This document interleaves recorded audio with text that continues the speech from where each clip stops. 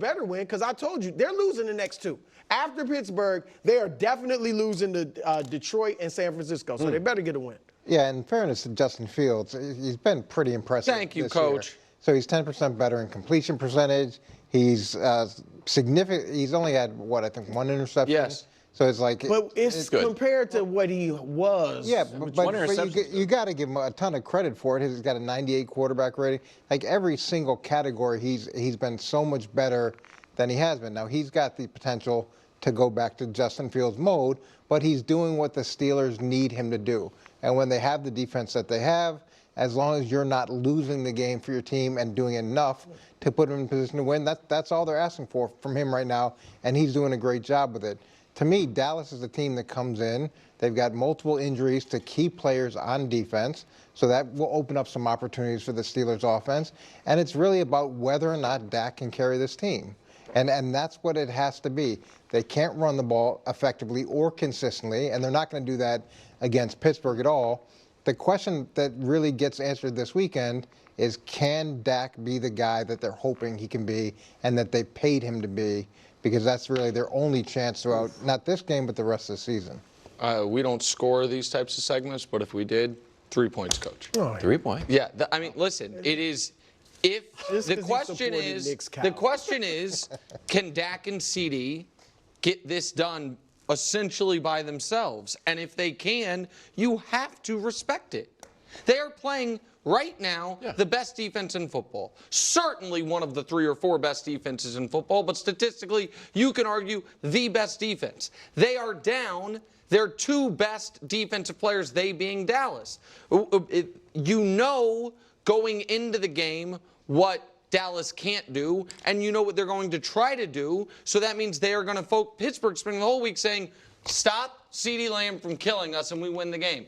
If Dak and the Cowboys are able to overcome that, if Mike McCarthy can get his team ready better than Mike Tomlin, you have to respect it. But I respect it, and it'll be a good win. Will it move them from the common tier? No. Would it for you?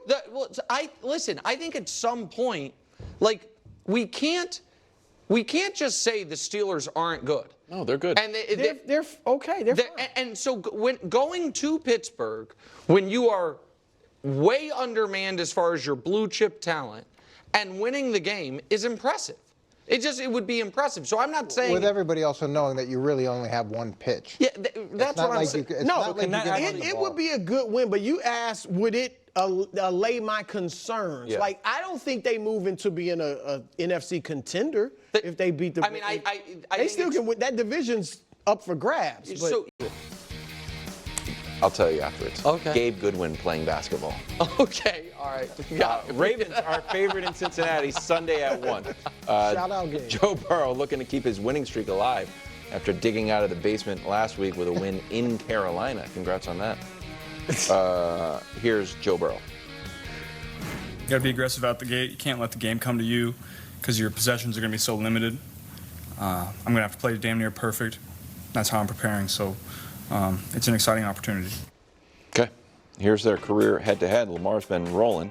And as Joe mentioned, it's usually because they get ahead and run the ball. So, Brew, are your Baltimore Ravens on upset alert? Look, I respect my hometown team.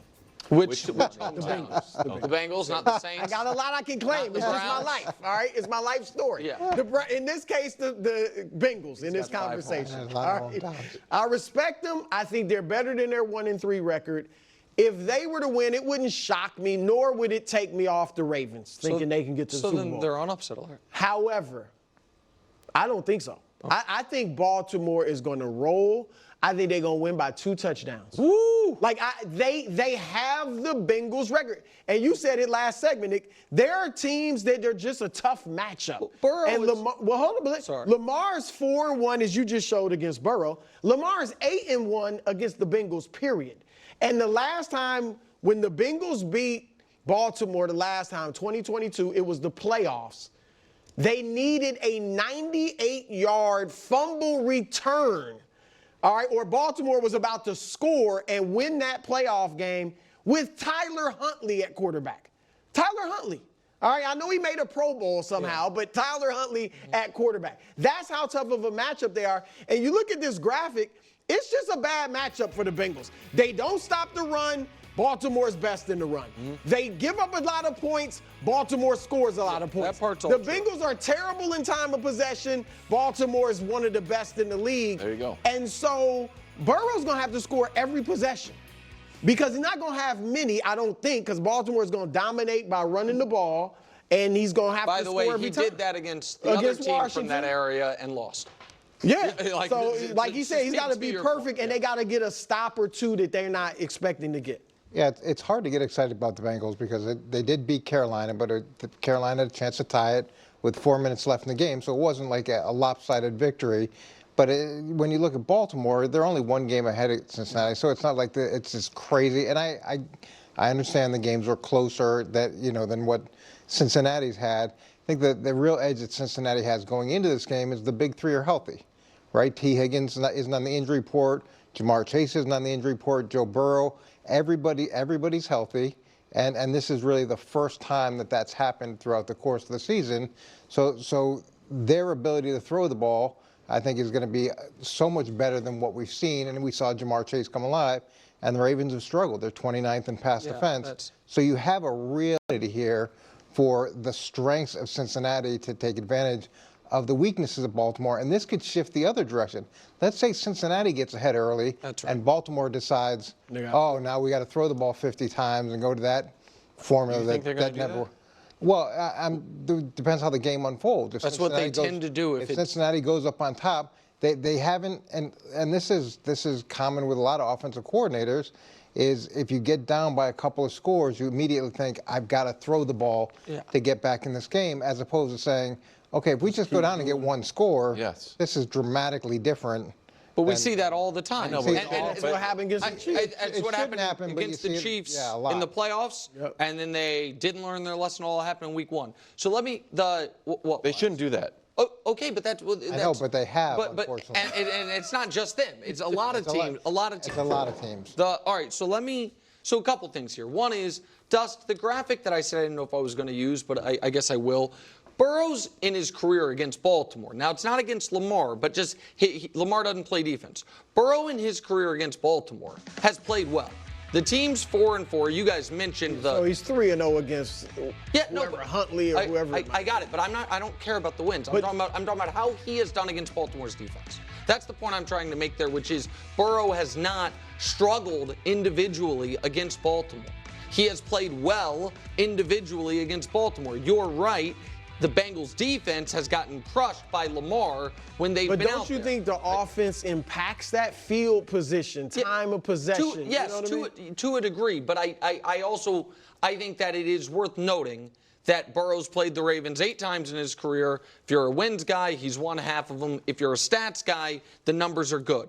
But I also think Coach's point is correct, that these two teams' resumes are not the same, but more similar than it seems like that side of the table discusses it as. They both have one awful loss to a bad team. They both lost to Kansas City, right? That happened. Sure. They both played an NFC East team and the defense, and one time, and the Ravens beat the Cowboys 28-25.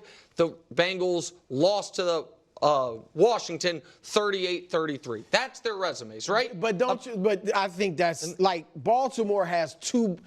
If you count Dallas as a blowout, because obviously they were I don't count a 3-point win as a blowout. Yeah, but they smacked them around for 3/4 of the game. But it's also a little disconcerting because they blew the lead they against let them the back Raiders, in it. But the next week they didn't let it. No, they didn't blow a fourth. Right. So I'm just saying they've had 2 impressive performances. Correct. Has Cincinnati had any? No. No. Okay. And so the biggest difference I would say is that I think the Ravens have had one awesome performance and Cincinnati's had 0. I don't think you think the Cowboys game was an awesome performance. And don't underestimate the fact that all these guys are healthy.